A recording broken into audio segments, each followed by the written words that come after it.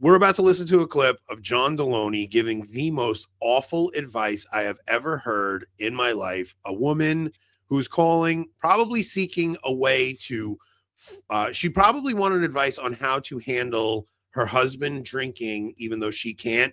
And John Delony counsels her to leave her husband. It's insane. So let's play it. Yeah.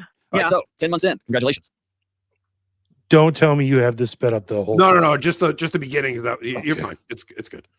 Yeah. So kind of through those 10 months, I think a lot of things have been coming up, and I knew going into it that I was going to be feeling a lot more emotion and everything. I'm a missionary kid as well and grew up overseas. That's why we drink. In a very volatile country. So definitely have some stuff that happened as a kid. Who cares? But through everything, my husband has continued to drink, and I've tried to have, I had to get to the point where I did it, like made that decision to stop for myself because he wasn't going to, and he doesn't drink to the same extent that I did. But it's also because it was such a negative thing in my life, it's made it really hard to see him continue.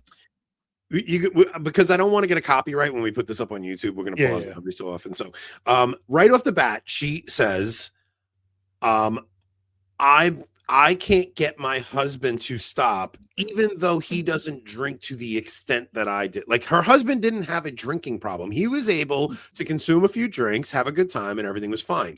This woman, I guarantee she's one of those women who every single time she drank, there was an issue. Yes. Every single time there was a crazy fight, and they wound up going to bed mad at each other, and it was just a total nightmare every time she drank. She was probably miserable for days afterward. So she got to a point where she was like, I can't live like this anymore. So she stopped drinking, but she can't make her husband stop because he doesn't have a problem. He's normal. He can have a few drinks and not be a problem. Go ahead, continue on. It is amazing how the people who can't drink without being a problem seem to not understand how people who can drink and not have a problem can do it, right? Like, well, I'll say this though. I will empathize with one thing. Like, I'm a very dry drunk, so when I don't drink during Lent, I don't want to be around people who drink. Like, well, I get that, but even when I drink, I don't want to be around. Like, I just don't. I don't want to be around people. That's not the same thing. You're you. I don't like being around people when I'm not drinking if they're drinking. But all right, let's play the clip because people be mad at us if we don't. Continue on that path because when I look at alcohol, for me, it's something that completely stole my joy for so many years. Oh, you just don't have the and so, I've tried to have conversations about kind of how it's making me feel on the same side. I also know that everyone's on their own journey, and I'm trying not to project kind of my path onto his. You ever notice how the women that call into this, they all just regurgitate the same like random sequences of words that don't actually mean anything? we're all on our journey, and I'm on my own path, and blah, blah, blah. I love that. You are such a misogynist now. It's awesome. I'm so used to women babble, it didn't even bother me. But I guess to summarize, there's just a lot of communication struggles that we have, and I feel like looking back, I would definitely get frustrated and just drink, and then we wouldn't deal with it. And so now I'm wanting to deal with it, and he's not wanting to. And I'm seeing him now not drinking excessively, but I just feel like he's following some of the same patterns I did. I don't know if that makes sense. It doesn't. Let me ask you a different question. Okay, so now listen to what he says to that. So her thing is, I quit drinking. He hasn't. He's not drinking in excess, but you can tell what's really going on. But because he doesn't want to talk to me when I'm being all soberly bitchy. She's mad that he's still able to drink and she can't drink, and she wants to point the finger at him and be like, well, this is what happened when I quit drinking. She thinks she's better than the husband, is what it is. She quit drinking. She thinks she's better than the husband. So let's listen to what John Delony says to this preamble. This woman says nothing about like irreparable damage between their relationship. She says it's just some communication issues. Listen to how he handles this. Before we get to that, Brown Apple says, at this point, his marriage counseling sounds like tech support. Have you tried turning the marriage off and on again? Wait, dude. That's gonna be exactly what he does. It's worse. It's way worse. But yeah, it's a funny joke. Is that okay? Yeah. Now that you have this cataract of alcohol pulled from your eyes, are you finding yourself not liking this guy or not respecting this guy? And alcohol, his drinking has become the thing that you laser in on because it gives you permission to just like, I don't like this guy. Yeah, probably a little bit. Okay. In court, they call that leading the witness. Leading the witness, dude. That's all I kept thinking. Like, he's putting words in her mouth she didn't say at all. She's calling for a totally different thing. And he is, dude, this woman's going to get off the phone. You can get go a to her woman husband and say, John Delony told me we need to have a talk. Like, I can't. You can get women to agree to anything with this order. Like, I could get my wife to tell me that I need a $10,000 gun with questions like this. Like, yeah. All right, go ahead. What I want you to do is to, and I know this is a core part of AA, but be careful of the judgment part. Mm-hmm. Yeah. And take more honest stock in, I've spent this many years with a guy that maybe I blame my drinking on my teaching job, but it may have been more for my home life too. What? What? At no point did she ever say she drank even because of hinted that. at this. No, not at all. And he's like, dude, no, you're drinking. Every second that he talks, it gets worse and worse. I'm telling you, we're just building up here. It gets so much worse. Okay. Hmm. Yeah. So the question you have before you is, and again, I'm making this overly simple because we have a short time together. Yeah. But really, you're going to get down to an or what question or an or what statement. I need this, or I'm going to stay. I'm not going to leave you. Or I need us to rebuild our marriage, and the way we interact with each other has got to transform. Mm-hmm. And here's what that is going to look like. Here's what I want from you. And I need you to tell me what you want from me. Or I'm going to leave. What? Yeah, this woman's like, she's calling up and she's really asking, like, how do I deal with my husband having fun when I can't have fun? That's actually why she's calling. She's calling to ask him, look, my husband's still allowed to have fun and I can't have fun and I'm having a hard time with it. And he's like, you need to sit him down and tell him you're going to do this or I'm going to leave. She's really asking, like, how do I have fun without drinking? Yes, like that's literally why she's calling. She's calling because that's she's her like, issue.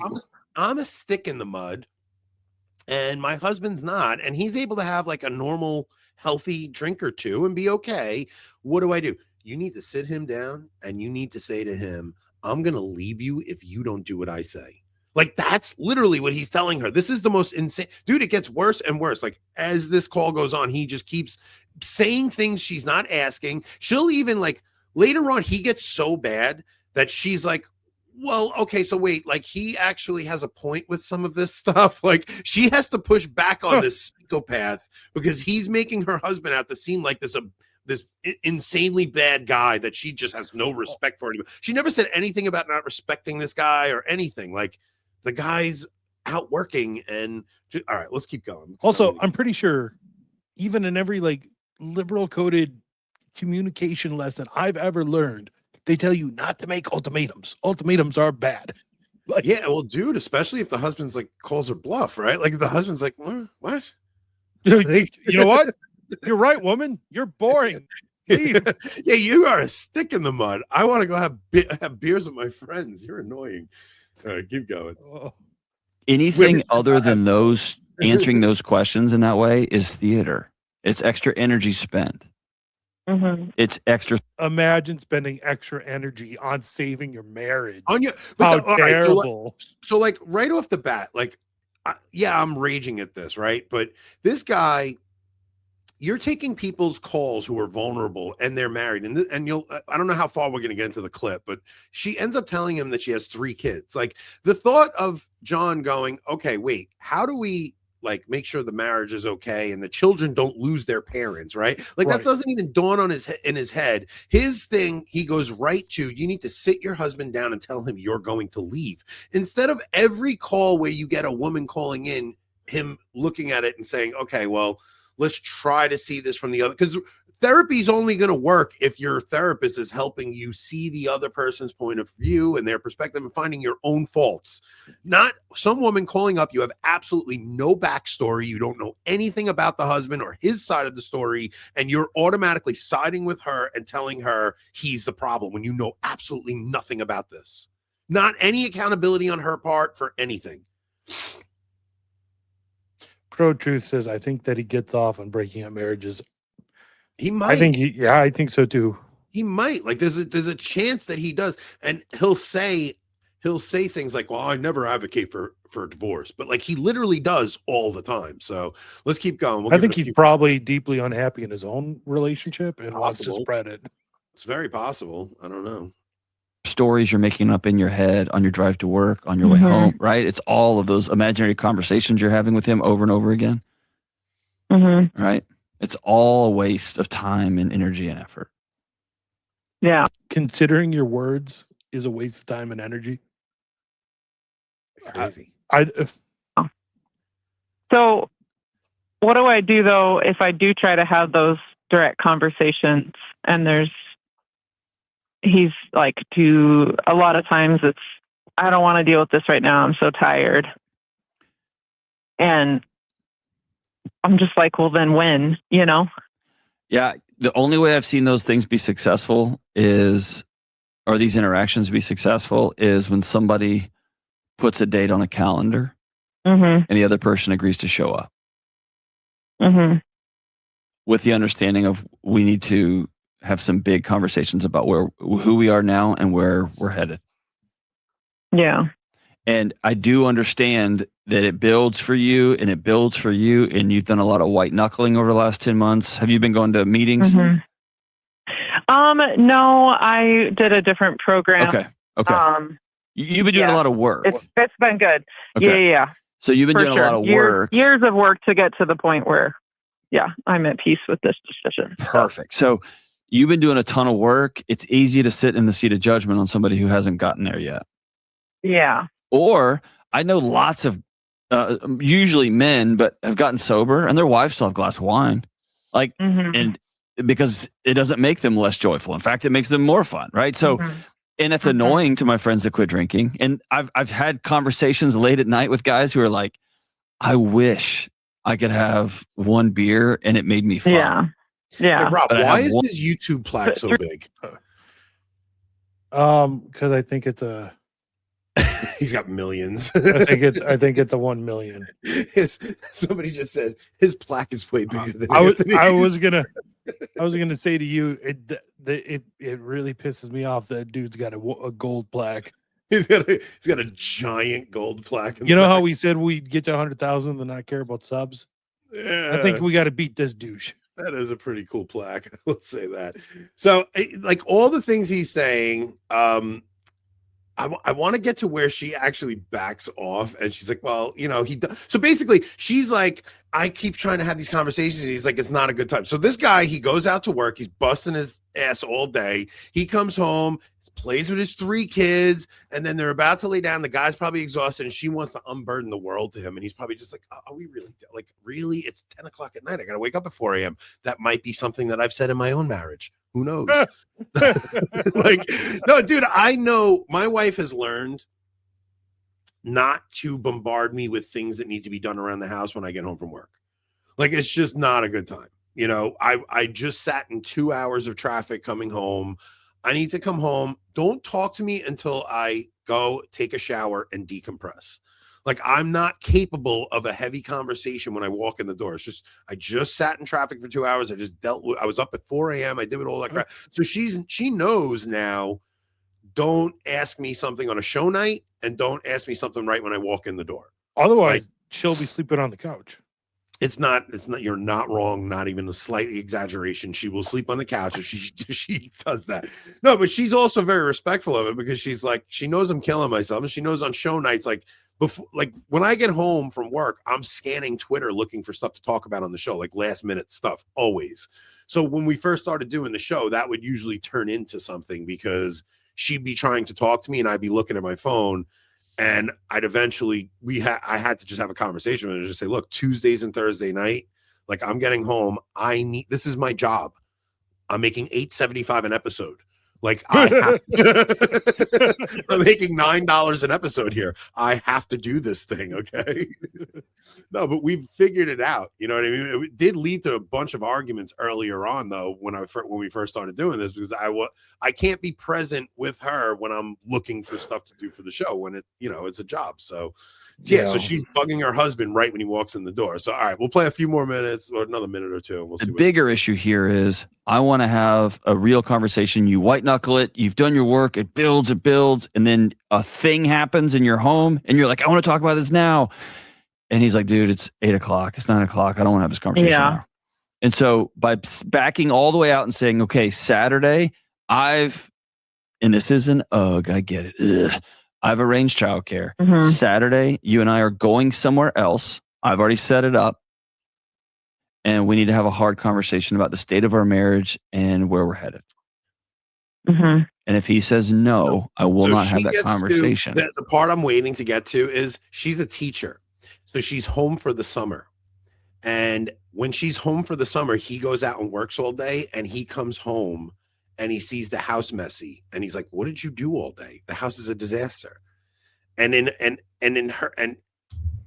she's like, well, I'm not capable of cleaning the house. Like listen to how she sets it up when she gets there. It's like she's home all day with the kids. It's summertime. She's got nothing going on. The husband's out working all day. And when he comes home, the house is upside down. And he's just like, what did you do all day? Imagine having 3 children of your own and deciding your life is better spent teaching other children. Dude, well, she typically gets to go to school and not deal with it. But when she's home for the summer, I know, but that's what I yeah, because I think she would rather be at work because then she can make him help with the house chores. But when she's home alone and he's working all day, she doesn't do the house chores. Yeah. Then you have been given a path in front of you. Yeah. You're going to have to make peace with the answer to your or what statement.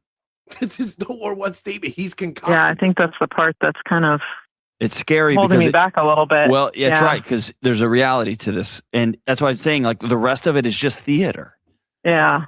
It's a way to burn off a bunch of emotional energy and never solve the core problem. Mm-hmm. And what that does is it tills the soil for resentment. Mm-hmm. And really, both of you were kind of complicit in avoiding the core issue, which is, I want this and this and this, or I don't want to be married to you anymore. What? She never said anything like that. She never said, I want this and this, or I don't want to be. He's throwing these terms in there that she never even remotely hinted at. This is the most insane freaking advice I've ever heard in my life from this guy. Can you skip ahead and see the words where she talks about ADD? She's like, well, I have ADD.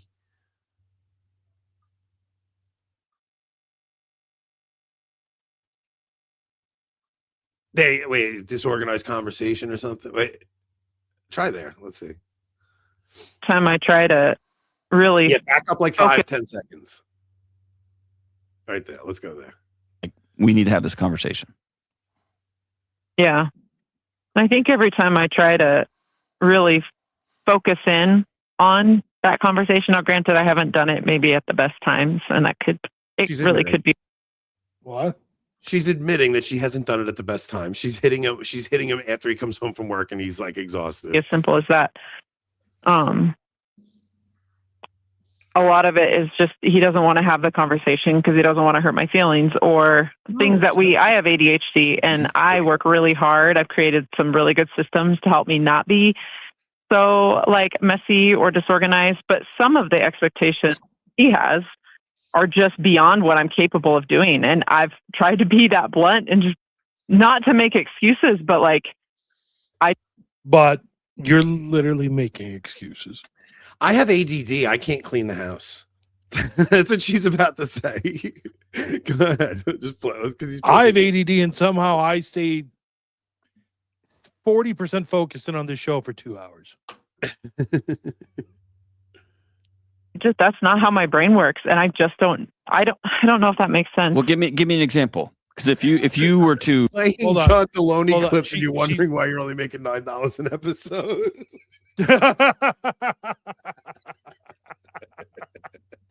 That's a funny line. Hold on, she's got ADD so bad, and yet she thinks she can teach kids. Like she thinks she can control a whole classroom.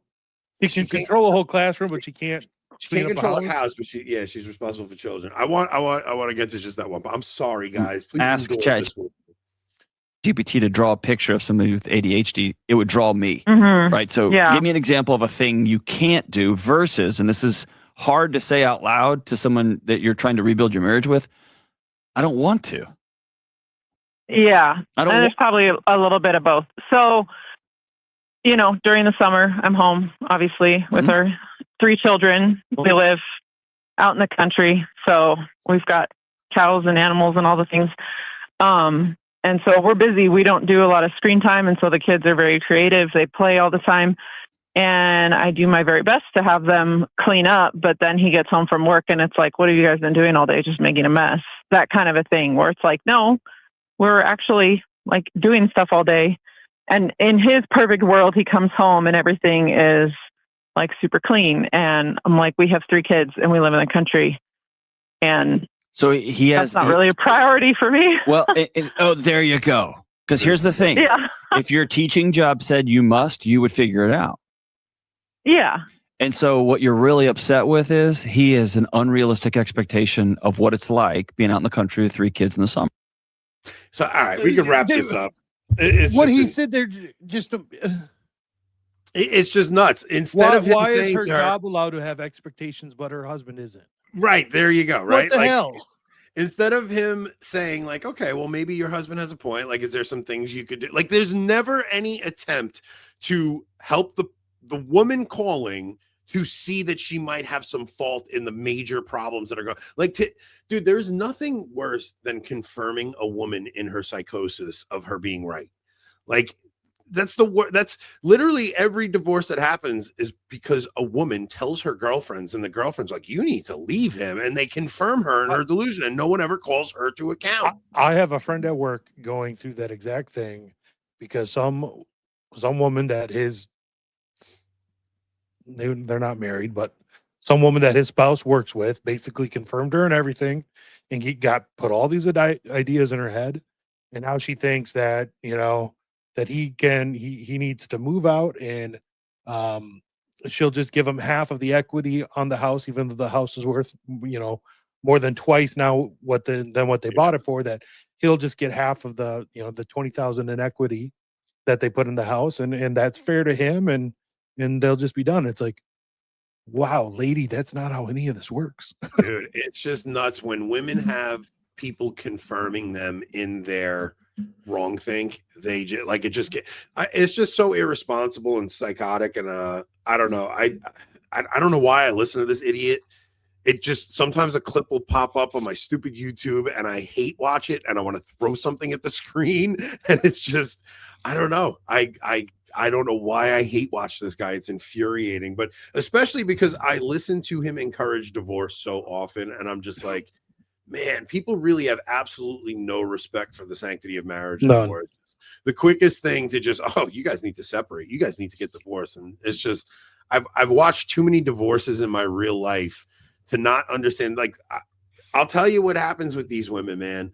They think they're going to have it better when they get divorced. and then they get divorced. The husband winds up moving on because all he wanted was a peaceful home life. So he finds another woman to give him that peaceful home life. And she winds up losing her mind because now you got 3 kids, you're 40 something years old, and nobody wants a 40 something year old with 3 kids, honey. Nobody. And you wind up devastated and upset, and you regret every decision of your life, and then you just go around and you wind up sleeping around with God. Like, it's just, you see this pattern over and over and over with all these women who think they're going to do better when they leave their husband because they're not feeling fulfilled or whatever the hell the problem is. It's like, this guy goes to work, his wife's home with the kids all day. He has a reasonable expectation that she's going to have things put a little bit in order. She's home with the kids all day. I've watched kids. It's not that tough. Like, it's really not that difficult to get the kids settled, give them a game to play, give them a task, and you can clean the kitchen while the kids are doing the task. It's winning, man. Oh, you guys, I feel bad for you guys with these modern women. You know, that whole clip could have been 30 seconds long. You know, you could be like, oh wait, no, I see the problem here. I think you just need to start drinking again, just a little bit. I think that would solve all the issues. Clearly, all the problems in your marriage started when you stopped drinking. Just go back to drinking and problem solved. She's a stick in the mud since she stopped drinking. That's the problem.